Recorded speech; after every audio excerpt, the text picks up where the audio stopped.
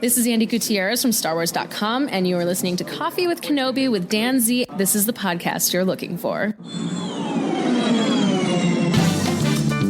This is Vanessa Marshall, Harrison Dula from Star Wars Rebels, and you're listening to Coffee with Kenobi.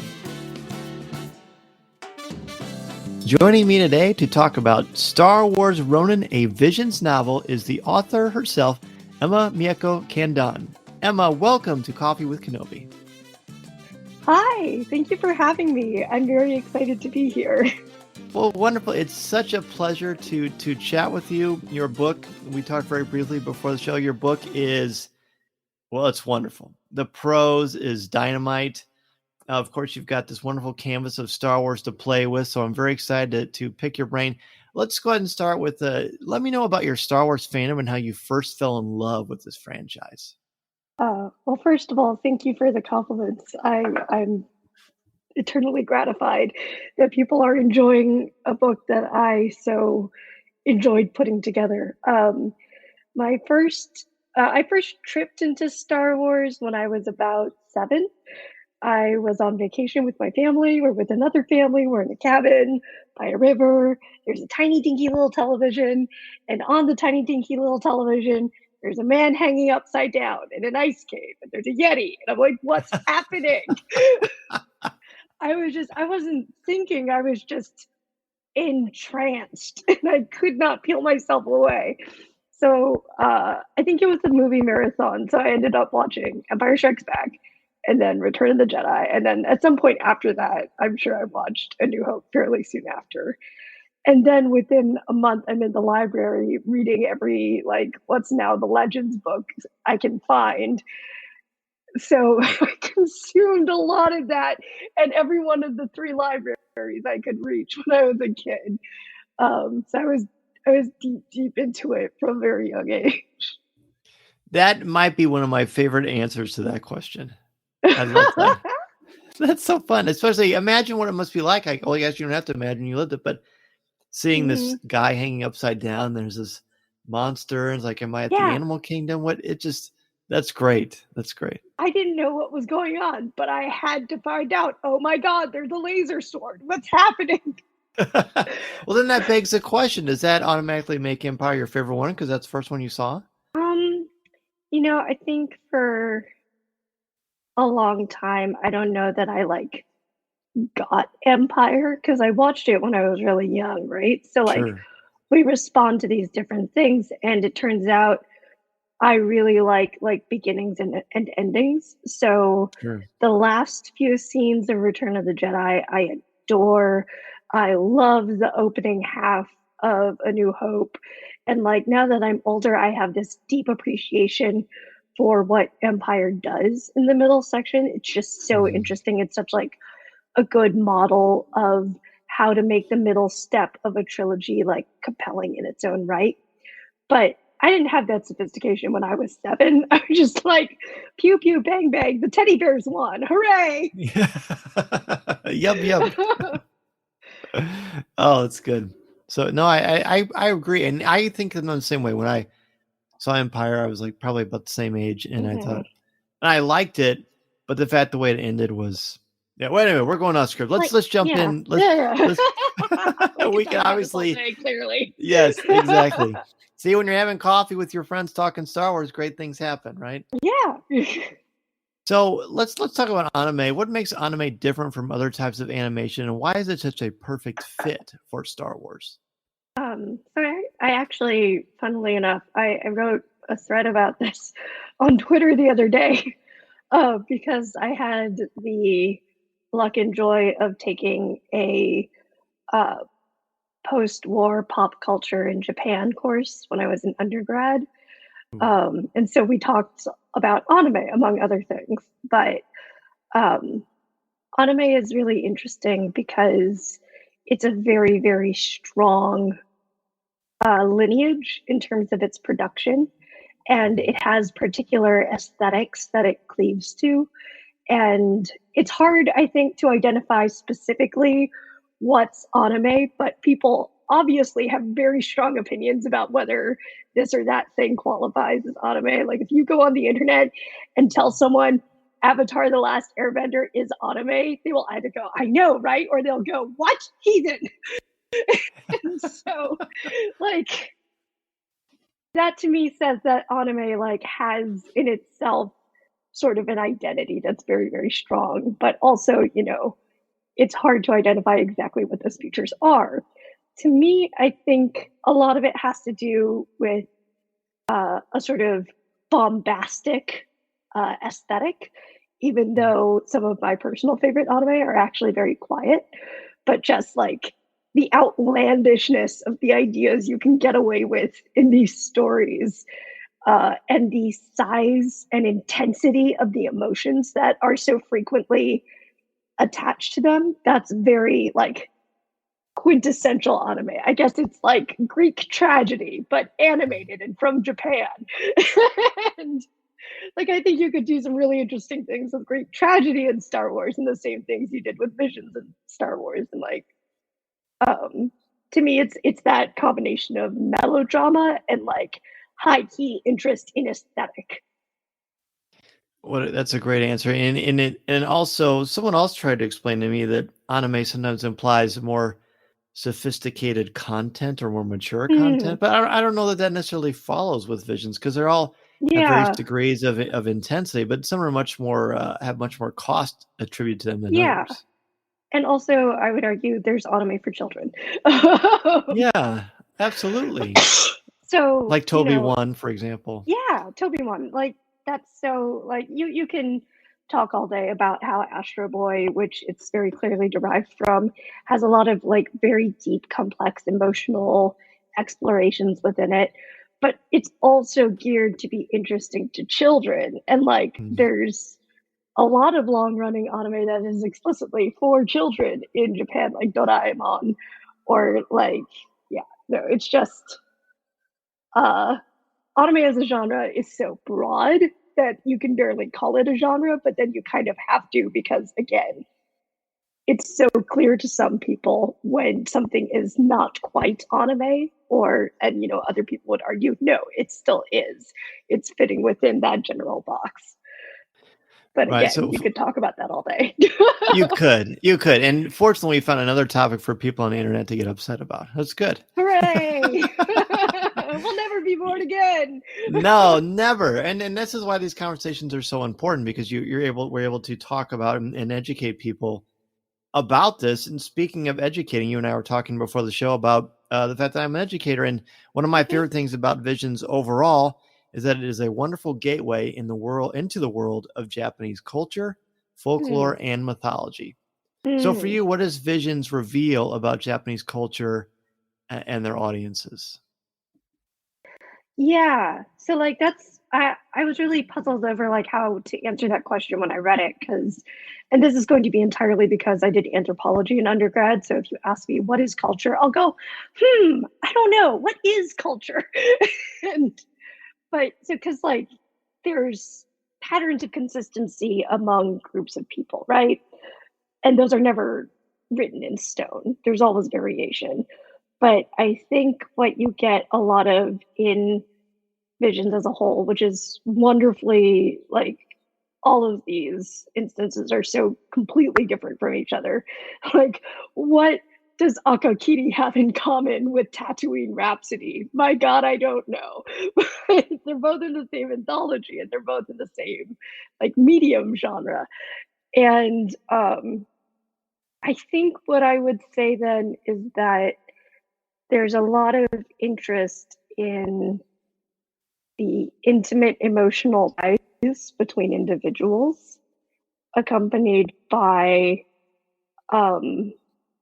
this really deeply embedded sense that sometimes there are things in the world that are in some way insurmountable, but it might still be worth it to push against that, especially if you're doing it in concert with someone else or for the sake of someone else. And yeah, I mean, like, and in some of them, you see a lot of that. Like, there's a lot of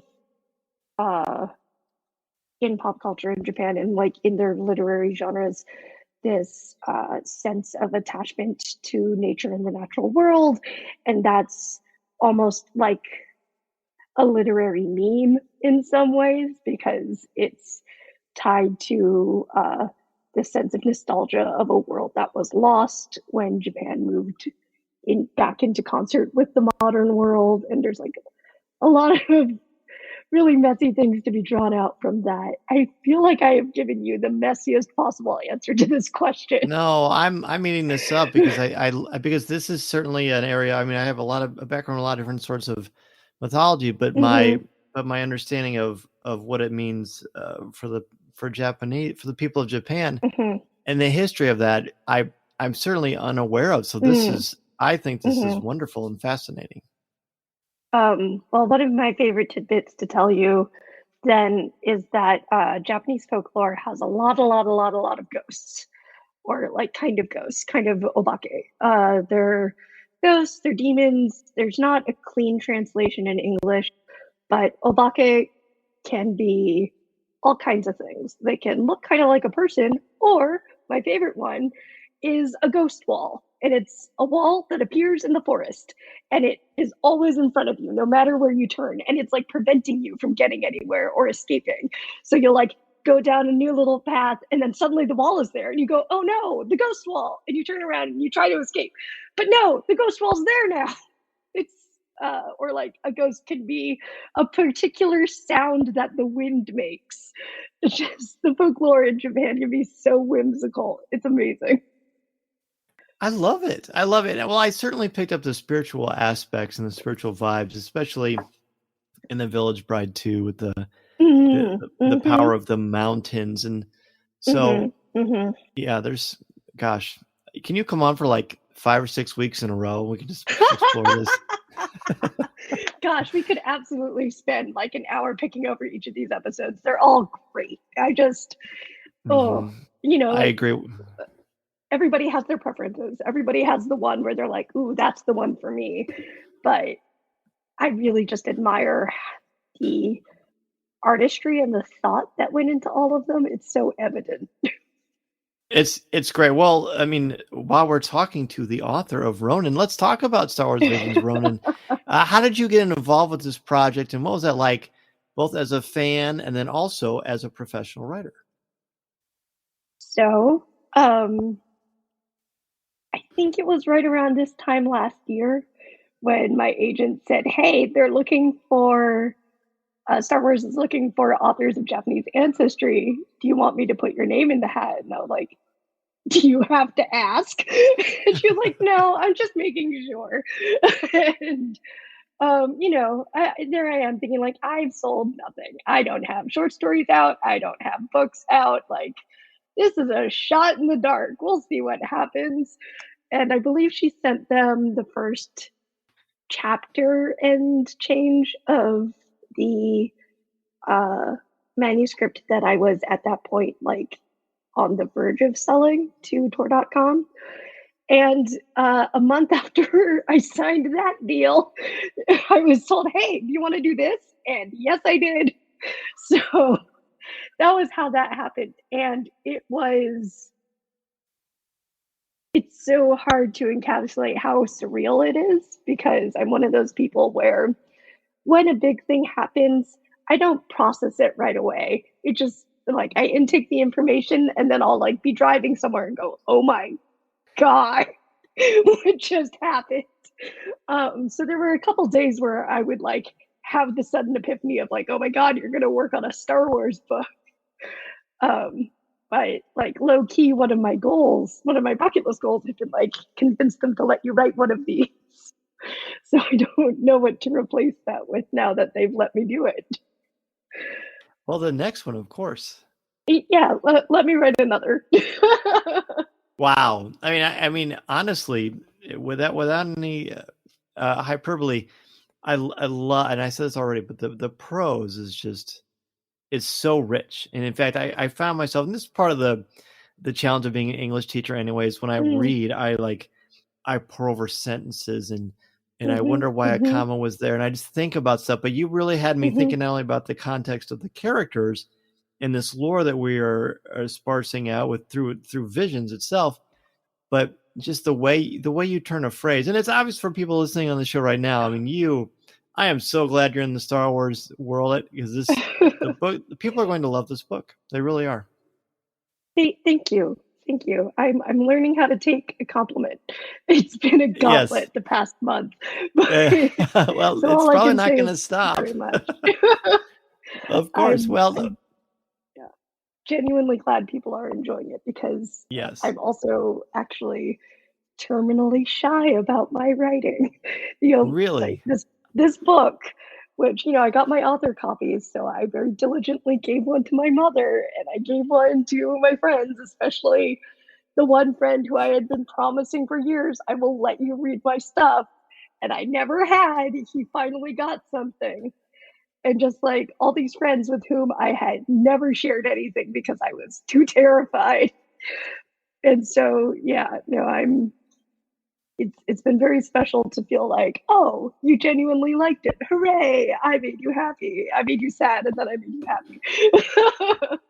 You not only that, but you also made me think. You made me think a lot. Yay! My favorite. Yeah, that's so important. I mean, so when you first learn about the story of Ronin, was it something where you were able to see a rough cut of the episode, or was it more of like sort of an outline explaining what the short was going to be about? So by the time they brought me on, I think by the end of the first day, because they only tell me the basic concept before I agree. And by the end of the first day, I think I had a copy of the original script written by Mitsuyasu Sakai, and you can find him on Twitter. He sometimes tweets in English. And then I was also very quickly after that shown a very early rough draft of the short. And there are differences between them. And like in the script, the Ronin's actually a bit more talkative, but he's not a chatterbox, but he's cracking wise more often, and he's very much more taciturn in the short. And I just took those jokes and I was like, no, we're gonna keep them, because some of the jokes from that script are in the book, because I was like, no, that's very funny and it should stay. But it definitely was part of how I developed his character from the start, because it's harder for me to write someone who isn't able to have like fun times, at least in their head, even if they're not, going haha to other people. I need them to at least have some commentary going on. And it was perfect, because there it is. There he is, this big grim man with a kind of very understated wry sense of humor. Mm-hmm. Yeah, it's very, very kind of a pithy. Approach. Well, so then, so while we're certainly not going to spoil anything about the novel, we're very anti-spoiler here, but we will be discussing some important aspects of the book. Let's go ahead and talk about the protagonist, the Ronin himself. What makes him so unique and dynamic in the Star Wars universe? I think a good chunk of this has to come from the fact that he's older than the average Star Wars protagonist. He's lived a whole life, and he's not proud of all of it. In fact, there's a good chunk that he had some problems with, and that's catching up to him. And I think probably the character you could liken him most to, in the cinematic universe at least, would probably be the place where Luke is in Last Jedi, where he's just he's so tired. He's so unmoored by himself and the things he's carrying. And he's not the protagonist of that movie, but what's going on with him is very much a fulcrum of everything else that happens. And in this book, it's here's a guy, he's done some stuff. We'll find out what. I love that. See, initially, I always tend to go, of course, Coffee with Kenobi. You can't help but think of Mr. Alec Guinness' version of Obi-Wan Kenobi. But I also kind of feel like the Ronin and Qui-Gon Jinn. I'd love to see those two have a Yeah. conversation with Oh one gosh, another. me too. That'd be amazing. You've just reminded me that one of my first like mental touchstones for him was if Anakin Skywalker had pulled an Obi-Wan Kenobi, where it's like, here's a man who's clearly done something. Mhm. We don't know what, but he went, okay, bye now. That's an awesome one. I hadn't thought about that, but that's a good one because you can kind of I could see some interesting parallels, not of course in the story Yeah, per se, no, that but sort of in I don't want to say anything more, but that was just like a right. broad sense of like, all right, Yes. how are you going to write this man? Who is he? How does he feel? Hmm. Well, it was daunting for sure. That's I love that. That's so cool. So again, we're not going to spoil anything, but Mm-hmm. let's talk about the unique internal dialogue of the Ronin as far as the narrative Mm-hmm. approach and how it helps Mm-hmm. us learn more about the character. Yeah. So again, without spoiling anything, I think what you're talking about was actually something that uh, the editorial team suggested, and I just Mm. immediately glommed onto it. Like, this is brilliant. This mechanic is going to do so much Mhm. because again, he's just not a very talkative guy. He's carrying a lot of secrets that he doesn't want other people to have, that he barely wants to have himself. So he's not going to go around going, "Hey, here's my backstory." um, so just like having a way to dig more into him and to like push those buttons, even when he's doing his best to not even let anybody know that he has buttons to be pushed. Mhm. So yeah, it was just like so much a factor of like, here's a guy who doesn't want to talk. How are you going to force him to? Right, because you don't want to be like that first person, like old school gumshoe detective, where he's like, Mm-hmm. and there I was walking down the alley. Like, Mm-hmm. yeah, Mm-hmm. because that, Mm-hmm. yeah, it was. I thought it was a really cool, sort of a refreshing approach because sometimes when you have a loner like this, if you just got a droid to that's a little persnickety Mm-hmm. to kind of bounce out ideas off of, yeah, that's good. Yeah, we definitely don't want to spoil anything, but yeah, Mm-hmm. Mm-hmm. be on the lookout for Yeah. that, friends, because it's I well worth it. Something else that was important to me that I took away from the script is that he's able to talk to just like people, like a person. Hmm. Like Hmm. in the short, you see him interacting with the owner of a tea shop, and it's just he's just hanging out with the guy. You know, Yeah, like okay, this is a man who knows how to interact with like the people who aren't space wizards, and I right. kept that in mind while I was writing him. So speaking of space wizards, but in a very different Mm. way, we've got sort of the Funhouse Mirror version. When the Yes, Sith Bandit, as she is initially called, yes. describes her connection to the Force. This was one of my favorite parts of the entire book. Uh huh. It's explained as white flare, while later in the book, white flare Hmm. and black current. Now, again, the English Hmm. teacher's symbolism jumps out here. Talk about the decision here as well as the symbolism surrounding that current. So that's very much just me. A lot of Ronin comes from the fact that Kamikaze Doga, the studio, decided to lean real hard into Jidaigeki, which is the period pieces from which Star Wars A New Hope was itself originally inspired. Like, that's sort of the famous lineage. So they're like, okay, we're going to go all the way back there. And so for me, it was kind of like moving the story sort of back and forth between those two polarities, like pulling everything in Star Wars a little bit closer to Jidaigeki. And every once in a while, the editorial team would be like, that's a little too far. Can we come back a little closer to Star Wars? And so, like, that was where we were going. But one of the things in the midst of that is like, okay, well, what are you going to do with the Force? Because the Force is like pretty clearly, I think most people know, it's chi, right? It's some Mhm. iteration on that understanding of the world, on that belief of the world, which is itself rooted in Taoism from China. And, you know, the way that came over to Japan as well, where it's, you know, you'll hear references to both chi and to ki. Um, But in Taoism, you also have the understanding of yin and yang. So, which again, I'm pretty sure, like, I would not be shocked if that's part of what evolved into the light side and the dark side, right? Which are themselves a little more aligned with what I would call like a Judeo-Christian sort of, thus big Zarathustra understanding of the world, good and evil, light and dark. And it's not, you can't do that analogy quite as easily in Japanese folklore, especially when you're like pulling it closer to chi. And there you have a light, but the light is also heat, and it is aggression, it is the sun, it is force, and that's yang. And then you have yin, which is darkness, it's black, it's the moon, it's water, it's passivity. And these things are both in the world.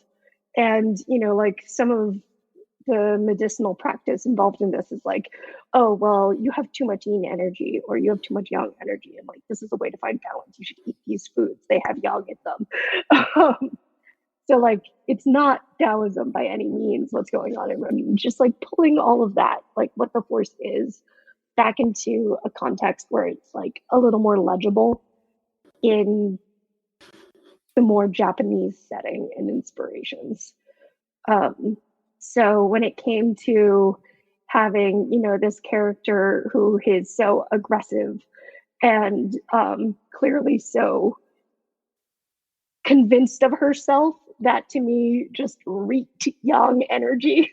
Like, okay, white flare for this lady. What does that mean? And like, definitely the way I also posed it in this world is that there's no sense of like, one of these is verboten. You should not use that one. It is giving into something. Because it's like, no, everyone's got their affinities and everybody uses them in different ways. And you can cultivate your affinity, or you can like pursue something you're not as naturally inclined to or whatever. And sometimes you're just the Sith bandit who's like all fire, all passion, all the time. It's just where she is. Wow, you've given me a lot more to think about. You've given me a lot more to think about. That's interesting because so are we allowed to say the name of the character? Or should we just refer to her as the Sith bandit? I am so this has been a fun line to walk in interviews. At this point, because the 5 chapters are out on the internet, and I know a lot of people are like, no, I must not read them. But because they're out there and they're floating around, I have made an exception for her name, at least. Like, I've not said anything in any public spaces about the rest, except extremely vague jokes. We can stick with that, of course. Yeah. Yeah. So Kodu. I named her Kodu. And a beautiful name. Her. Is there a meaning behind that name? I'm very bad with names. My editor Tom very early on was like, find people in your life and name Star Wars things after them. So Kodu was one of the first, and I named her after my wife, who is Nicole. And Nikoru is what she was called when she was working in Japan. So Koru. And I love it. My wife is much more patient than Koru. Not so much with the white flare. No. Well, I mean, like I'd call her a different kind of that probably. Right. But yeah. Oh, that's neat. That's really neat. Well, I mean, this character is a fascinating force of nature. For you, what is compelling about her, and what does she teach the reader about the many aspects of the Force? Because I do think there's something there. Yeah. So I have had to think a lot about why I'm so drawn to scary Sith ladies. But as soon as I saw the duel, I was like, oh my God, I need to keep her. I can't let her go. Whatever's going on here, I need to figure this out. And like in a very pithy way, I'd say it's probably because they're allowed to be very, very rude. And I think that's very fun. It's you know, like however much people push back in places, we still have our most common archetypes that are still like much more dominant in various forms of literature and pop culture and whatever. And the idea of a very aggressive woman is still less common than not, like to the point where it's kind of important to do more with that. And she's not only an aggressive woman, she's just not a very nice one. It's true. But at the same time, I hope that what people find about her as they read her and learn more about her is they see the pathos in her situation and feel a lot of where that deep anger is rooted in legitimate injustices that she has suffered. And consequently, it was very important to me that she have POV and that this book also be her book, because she's, you know, by far and away the person with the most narrative space and time is the Ronin. But one of the other people with POV is Koru. And one of the things I really love about Jidaigeki as a genre is it's very disinterested in like good and evil, in the sense that it loves when neither of those apply. He gets very excited when a situation is too complicated for anyone to be completely right. And so she's here in that respect. Like, she starts out like terrorizing a village. That's not a good person thing to do. You shouldn't do that. But a thing I was thinking of was like, I still forget who said this. It was a guy who ended up being part of, I think, Chairman Mao's government during the Cultural Revolution in China. But he was a bandit before he was a politician. And there's something he says about like, bandits are made by politics. Bandits are made by the times. A bandit is a consequence of a world that is broken. So that was what I was thinking about when I was trying to figure out who she was going to be in this story. Let's take a quick break and return with more from Mieko Candon. This is Coffee with Kenobi. This is Vanessa Marshall, and you're listening to Coffee with Kenobi.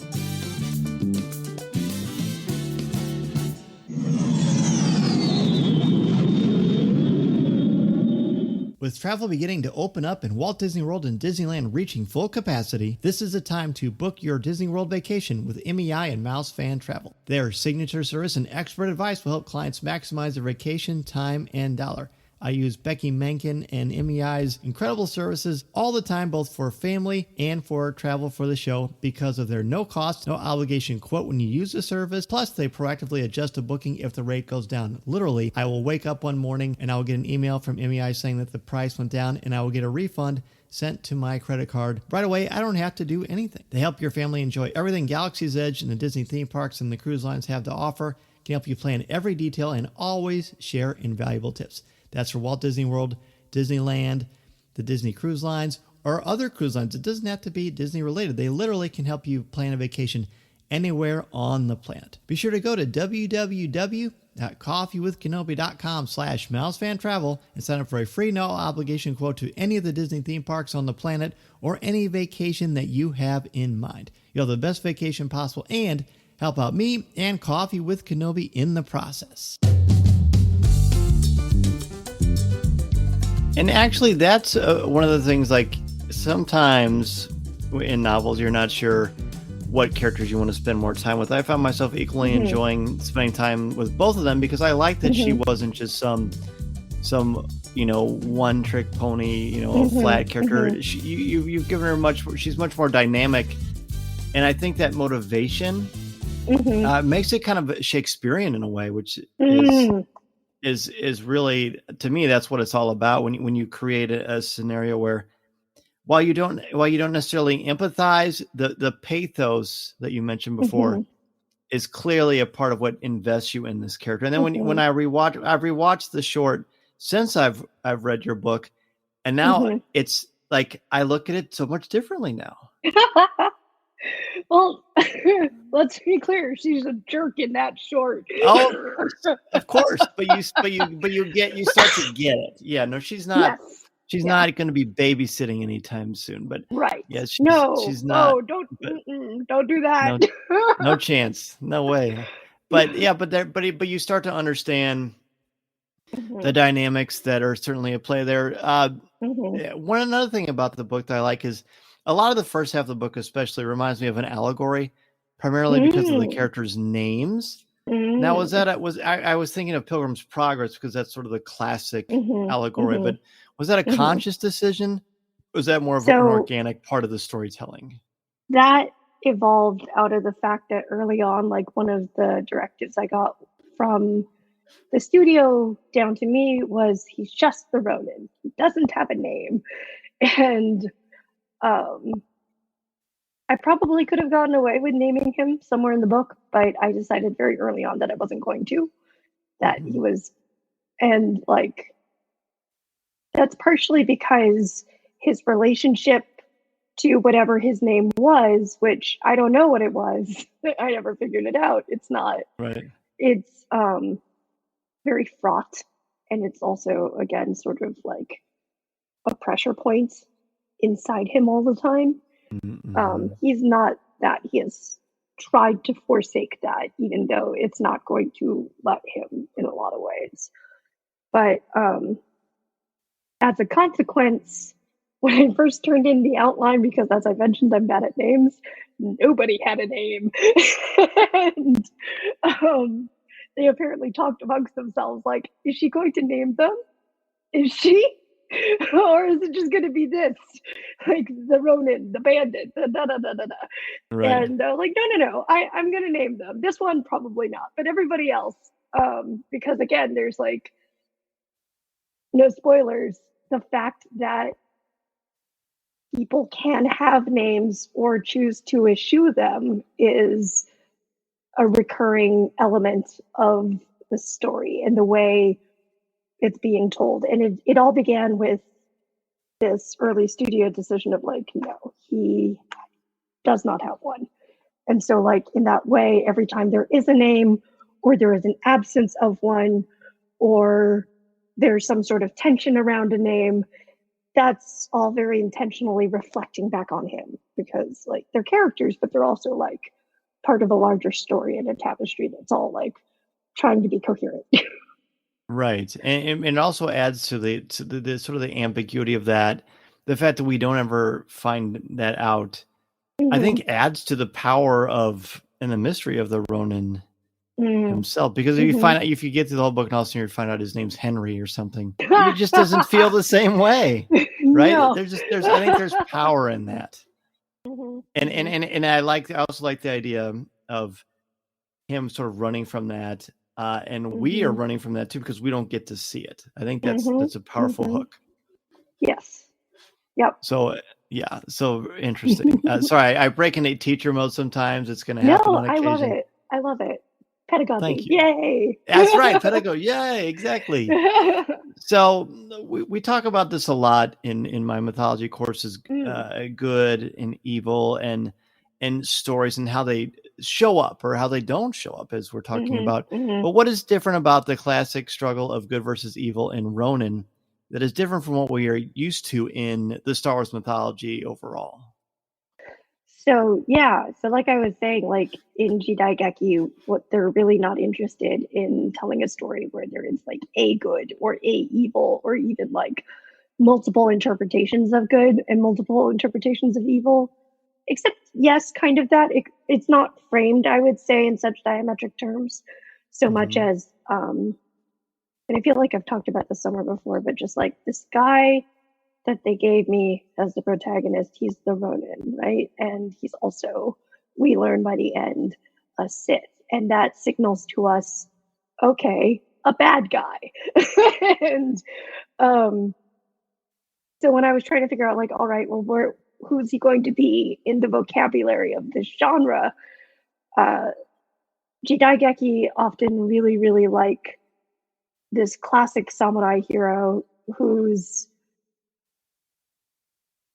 a samurai. So he's been granted the authority, the moral authority, to have a sword and to wield it, and to do that in service of the greater structure that he is part of. And also somewhat in service to himself, because I don't think that's ever really absent in these studies that these movies are interested in doing, where they're like, yes, the man of authority and power is doing this for the greater good, but he's also doing it so he knows that he's good. Because that classic samurai hero is often wrestling with a thing he's done, where he's like, uh-oh, I killed peasants because my lord told me to. How do I feel about that? Not so good. And then he's struggling with that for the rest of the movie, and you see all the consequences of it. You know, like, you'll see the bereaved that the peasants have left behind, and you'll see the lord, or like the daughter of the lord, and like she's actually like really naively very good, but like maybe that naivete can't survive. And you know, you have all these different characters who are in this situation. You build up a lot of empathy for them because they're all trying to do something that they think is good, but maybe they've made some mistakes, and maybe they're bound to make mistakes again. So yeah, that's what you get here, or that's what I was aiming for. Right, and I like that, because again, I hope it gets people to explore more stories like this, and the notion of nuance. It's much more interesting to me. Speaking of interesting, I really like what you did in the book with Kyber crystals in this world, and talk about these Kyber crystals and their importance in Ronin. Okay, so part of this is also the beginning is a studio directive, because you know, you see in the short, all right, this guy's collecting them. Specifically, they're all red. That's interesting. What does that mean? And furthermore, the other detail I got from the studio was the Empire has made crystals illegal. You cannot have them. You are not allowed to have them unless presumably you are a member of the state. And again, Tom and the editor and I had some back and forth about this, and we're like, oh, okay. So this is analogous to the sword laws that they had at some periods of, I think during the shogunate in Japan, where they were like, nobody can have a sword except for the samurai. If you have a sword, it will be taken from you and you will be penalized, possibly by death. And they are just going to take all those swords and junk them or like redistribute them, but like very tightly controlled over who gets to have that power. And, you know, because of the time period, that's clearly what they're kind of like leaning toward with these Kyber. And I was like, okay, so we'll just go with that. And the extrapolation of that for me was that whenever there is an authoritarian edict like that, the people who suffer most are the ones who have the least power to resist it. And in the case of a thing where we're talking about Kyber, we're not talking about something that is in itself a weapon. We're talking about something that in the lore is a thing that is an object, but has a sort of aliveness to it. It has a resonance in the force. It's like, has a spiritual quality. So it made a lot of sense to me then that for some people, it would not have the meaning of, oh, you put that in a hilt and it turns into a sword that you can do sword things with. Like, no, that's not what everybody thinks about them. Some people have a very different relationship to it. And if they're not allowed to have it, they are suffering in some of the most human ways imaginable to suffer, you know, like a deprivation of something through which you have connection, not only to the universe, but to other people. Yeah, so that was a union of the history of that Jidaigeki are also drawing from Japanese history, and the pre-established lore of Star Wars, because there's no Kyber crystals in Japanese folklore. It's all like Right. reinterpreting that into this context. Right, and it's got a kind of a neat little spiritual aspect of it as well. Like maybe I don't know if it's spiritual or mystical, but it's there. Yeah, no, I mean, like, the other thing that I think I was trying to do with the way that the Force exists and is thought of and approached in this version of a Star Wars universe is that it's largely not regarded as just a thing that Jedi do. It's a thing that everybody has some kind of interaction with. Some people are less given to interacting with it. They're like, yeah, whatever, that's stuff. Like, I'm not religious. Or other people will be like, yes, I'm religious, but I don't think about this Force stuff at all. That's whatever. Like, I have my own way of interpreting my place in the world. But yeah, that was something I really wanted to do, where, you know, it's not just like, and it made sense because I think that that's even there just in the blurbs, but like, if the Jedi are the state, then the Force is just a thing people know about. Right. Yeah. Right. It's gonna. I'm really interested when people read this when it comes out. I can't wait to hear some of the conversation and dialogue, because there's a lot to break down. Oh, I bet. So finally, what other shorts from Star Wars Visions resonated with you? I'm sure there were a few that you saw and you thought, "Ooh, that'd be fun to write about." Oh gosh, yeah. So the one in the trailers that I knew immediately was going to be like, all right, so that one is for fans like me. That, like, I gravitate toward the kind of anime that is, and it absolutely was this, because I spent the whole time just having chills watching it. Was The Village Bride. It's my favorite one. Honestly, yeah, my favorite one. It's just the way it uses sound and tapestry of world, and the conversations can be so spare, but they communicate so much. Like, they're skipping over so much like dialogue in order to give you the real meat of the moment. And it has my heart the entire time. It's just like holding me in its hands. I love it. But the one that like caught me by surprise, and I thought it was really, really skillfully done, was Akakiri, which I like it when things make me feel bad, and I know not everybody likes that, but I often enjoy that. This one made me feel real bad. Yeah. But I also think,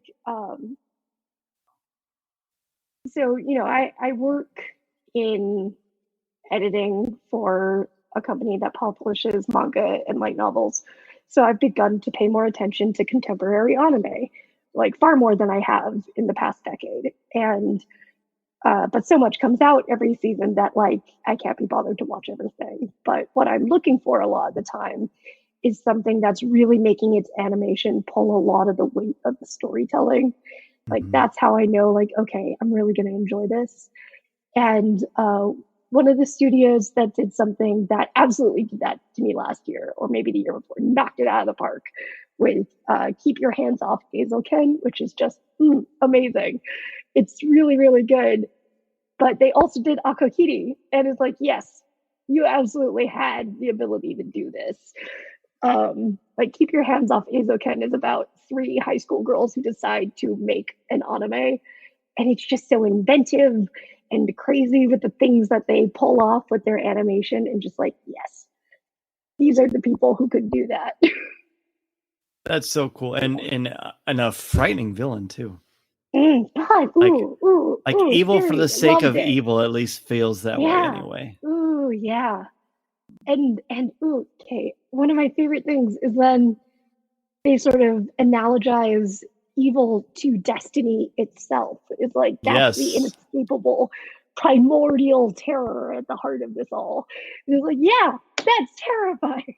I loved it. And I think that adds, I think you're right, that totally boosts the kind of the fear factor of the piece, because it sort of it clearly shakes them to the core about what to believe.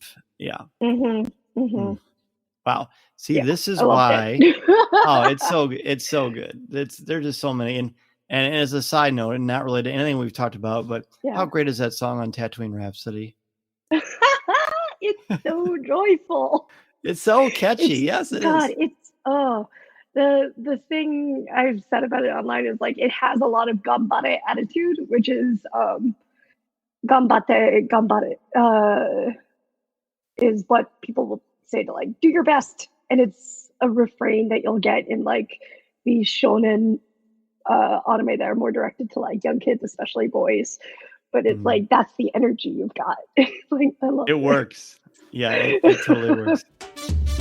Listening to Coffee with Kenobi, you are, with Dan Z, the podcast you're looking for. This is...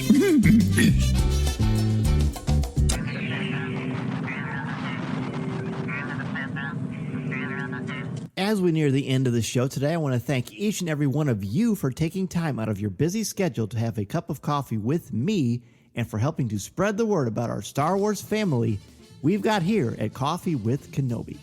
Be sure to tune in Monday nights at 8 o'clock p.m. Central Standard Time on Facebook Live at www.coffeewithkenobi.com/live or www.facebook.com/coffeewithkenobi and have a cup of coffee, tea, or any beverage of your choosing with me as we continue the conversation. To join us in the CWK Cafe, which is our Facebook group, and share your Star Wars thoughts, comments, reviews, and opinions in a family-friendly, spoiler-free place that is also drama-free, go to www.coffeewithkenobi.com/community and be part of the conversation, talk about this week's show, or just talk about some Star Wars. We have a lot of fun, and you'll make some new friends, as well as catch up with longtime friends along the way. I also want to thank all of the new and longtime members of the CWK Alliance and let you know how much I appreciate your help and encouragement. If you want to join the CWK Alliance, go to www.cwkalliance.com and sign up today. Not only will you help out Coffee with Kenobi, but you also get access to CWK Pour-Over, the exclusive weekly podcast not heard anywhere else. It's a great way to support and help out the show, and 10% of your monthly contributions go directly to the St. Jude Children's Hospital to support the incredibly important work they are doing to help these brave children and their families. Plus, contributors at the CWK All-Star level can watch a video podcast of CWK Pour-Over hosted by me, Tom Gross, and Corey Clubb. Feel free to reach out anytime if you have any questions. In addition to being part of the community on Facebook, please don't forget to visit our website at www.coffeewithkenobi.com for Star Wars news, announcements, reviews, videos, and so much more. If you have a question for me or just want to share your thoughts on the air, feel free to email me at danz@coffeewithkenobi.com and I'll share them on the show. You can also connect with me on Twitter at Mr. Zaire, MRZEHR, or on Instagram at DanZareCWK. There are also a lot more ways to connect with me and Coffee with Kenobi on social media. Follow us on Twitter and Instagram. Give us a like on Facebook at facebook.com/coffeewithkenobi. Check us out on Pinterest or subscribe to our Coffee with Kenobi YouTube channel. On our YouTube channel, you can find Facebook Live video, different interviews throughout the years, highlights of video coverage throughout the Coffee with Kenobi history, and the audio podcast itself. You can order my book, The Star Wars Book, which I co-wrote with Lucasfilm's Pablo Hidalgo and Cole Horton, on Amazon, Barnes & Noble, Target, Books A Million, Walmart, or anywhere books are sold. You can also find my writing on Coffee with Kenobi's website, as well as StarWars.com, where I am an official blogger there, and on IGN, where I contribute occasionally to articles about Star Wars, as well as other popular culture topics. If you are considering starting a podcast or a blog, let me know how I can help you get started and make your creative vision a reality. Be sure to check out danzmedia.com and we can get the process started. I am also available to come to your school, conference, business, or organization to talk about how to tap into your strengths and help you bring out your very best. I want to inspire you to be inspired so you can take that first step into a larger world. Thanks as always to our Coffee with Kenobi sponsors, especially MEI and Mouse Fan Travel, our travel partner and your one-stop shop for all things Walt Disney World, Disneyland, the Disney Cruise Lines, or anywhere on the planet you want to go on your vacation. Please go to www.coffeewithkenobi.com/ Mouse Fan Travel to book your magical vacation and help support Coffee with Kenobi in the process. If you like the show, please tweet out that you're listening, share it on Facebook, or invite your friends and family to tune in and share a cup of coffee with us. And if the Force is especially with you, please take a couple of minutes to rate and review the show on iTunes or Google Podcasts. Every review makes a huge difference and helps to spread the word, and I can't thank you enough for your help, for your support, and your friendship. I love so much being a part of this wonderful Star Wars community, and I can't thank you enough for all that you do for me and Coffee with Kenobi. Well, Emma, it's been an absolute delight to pick your brain and hear you explain a lot of the impetus of Ronin and about Japanese culture. So thank you so much for being on Coffee with Kenobi. Where can people reach out to you if they want to continue the conversation, and when can we find the book? Well, thank you so much again for having me. It was just an absolute delight. I sensed we could literally talk for hours, but yes. I am going to let people know where they can talk with me for hours. And that's I'm kind of sporadically on social media, but I'm mostly on Twitter, where you can find me at EMMACANDON, Emma Candon. I'm trying to bully myself into starting a newsletter where I can actually write about things at length, because I feel like there's a lot of stuff to talk about with Ronin. And, yes. So keep an eye out for that. I'm theoretically also on Instagram and Tumblr under EM Candon, so EMCANDON. And yeah, the book you can find on October 12th, and I hope you enjoy it. It's okay. And you've also got something coming out, I believe, through Nerdist, and Matt Martin is going to be joining you. Oh, yeah. No, we're doing a release stream eve, or a stream on release eve. So October 11th on Nerdist, on the Nerdist YouTube channel. I'll be hanging out with Matt Martin from the story group and Tom Holler, my editor. And I've had a preview of some of the in-jokes we'll be cracking. I'm very excited about that. They're great people. That editorial team was just amazing. They are great. Matt is actually a good buddy of mine. And I'm excited for this. Well, Emma Candon, thanks again so much for being on Coffee with Kenobi. You're welcome back anytime. Oh, wonderful, Lizzie. I'd be happy to be here.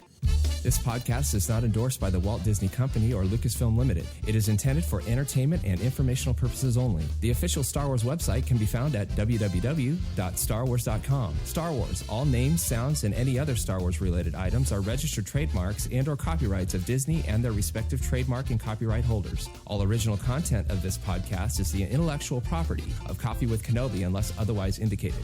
This is the podcast you're looking for.